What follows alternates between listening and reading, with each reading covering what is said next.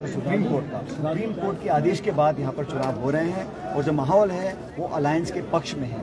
कितनी कोई कोशिश कर ले, जो लोग पर्दे के पीछे से सियासत करना चाहते हैं, वोट काटने की कोशिश कर रहे हैं, लेकिन मुझे लगता है कि यहाँ पर जो हमारे अलायंस है कांग्रेस पार्टी और नेशनल कांग्रेस का, वो अलायंस जीत कर जाएगा। सरकार हम लोग बनाएंगे और अच्छे बहुमत से बनाएंगे। और हर क्षेत्र में आज नौजवान उम्मीद के साथ कांग्रेस और हमारे अलायंस को देख रहा है और मुझे लगता है कि जो मुद्दे हैं लोग उन पर वोट डालेंगे।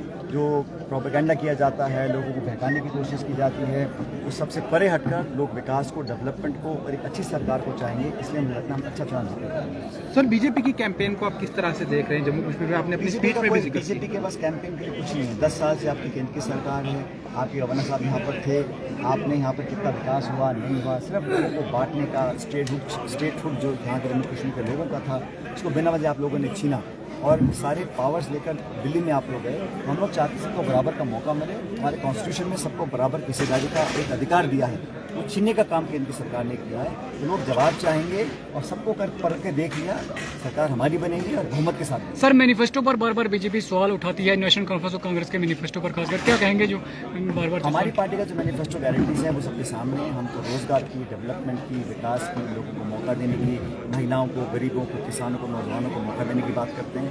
हर पार्टी का अलग अलग एजेंडा है, लेकिन हमारा जो अलायंस है यहाँ पे एक सरकार बनाने का है, ताकि जो लोग महरूम रहे हैं इतने सालों से सरकार के बिना, यहाँ पर लोग काम नहीं कर पाए, परेशानी का बहुत लोगों ने सामना किया, उसको खत्म करने के लिए सरकार हम लोग बना रहे हैं। और जैसे इंडिया अलायंस ने मजबूत चुनौती दी थी पूरे देश भर में, ऐसे यहाँ पर कांग्रेस और इनका जो अलायंस है यहाँ पर सरकार। सर, पहाड़ियों को क्या मैसेज देगा? ये जो मसला है लोगों को बांटने का, ये कामयाब नहीं होगा।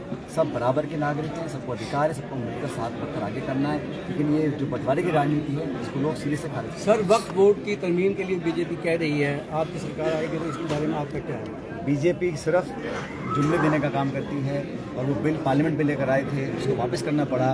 तो अनेक ऐसे बिल्स हैं जो लोकसभा में वो अब अपने जिस तरह से वो ज़बरदस्ती पास किया करते थे वो अब नहीं कर पाएंगे, क्योंकि राहुल गांधी के नेतृत्व में, राहुल गांधी की लीडरशिप में पार्लियामेंट के अंदर अब उनको जवाब देना पड़ रहा है।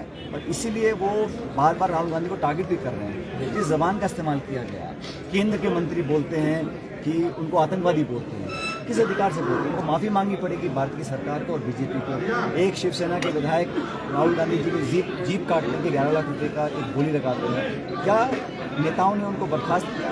उनके खिलाफ FIR हम लोग कर रहे हैं, कानूनी कार्रवाई करेंगे। उनके नेताओं की जिम्मेदारी बनती है इस प्रकार की भाषा का प्रयोग कर इस देश की राजनीति को कहाँ ले जाना चाहते हैं। उनको माफ़ी मांगनी पड़ेगी जनता से। सर, इंडिया अलायंस का एक हिस्सा